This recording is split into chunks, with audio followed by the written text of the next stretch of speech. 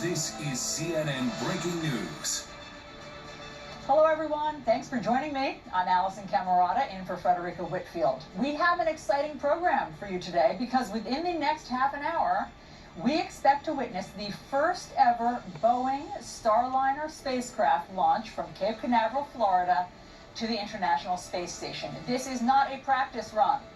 This launch has 2 American astronauts on board.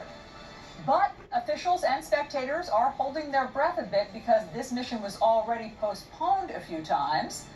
Veteran NASA astronauts Butch Wilmore and Suni Williams are on board, and Boeing is trying with this to compete with its rival SpaceX, as NASA tries to collaborate with private industry partners. If successful, Suni Williams would become the first woman aboard any crewed test flight like this.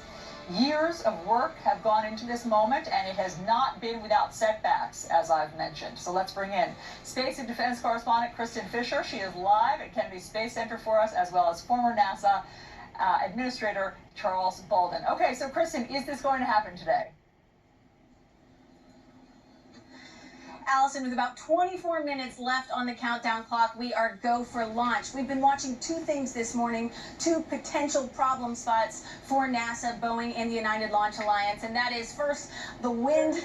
It's been very gusty here, but so far, so good on the weather front. The weather team saying we are go for launch as of now. And then the other issue we've been watching has been an issue with the Centaur rocket. Let me just show you. This is an older model here, so it's not perfectly accurate, but it'll give you an idea of what we're talking about.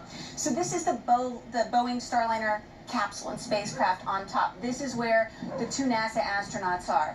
What's below it is the Atlas rocket, and this is what's going to propel the Starliner spacecraft into orbit. This right here is called the rocket's upper stage. It's the Centaur. And there was an issue here during that first scrub back on May 6th. Now an issue again, but different. It's an issue with a sensor for a topping valve, essentially a valve that tops up the fuel inside this upper stage of the rocket. They went through about an hour of checks trying to figure it out. They ended up switching to a backup system. They think they've got it fixed, so we are now go for launch. And I should just point out, Allison, the capsule's made by Boeing. This whole rocket is made by the United Launch Alliance. So different company. That's what the issue was with, as I mentioned, back in May, but now we're a go for launch. So what can we expect? In about 22 minutes, hopefully this spacecraft is going to launch from the Cape Canaveral Space Force Station up into orbit.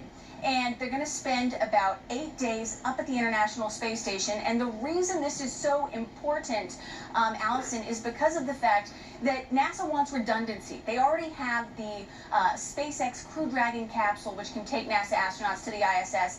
They want a backup alternative. That's what Boeing Starliner is. And Allison, you should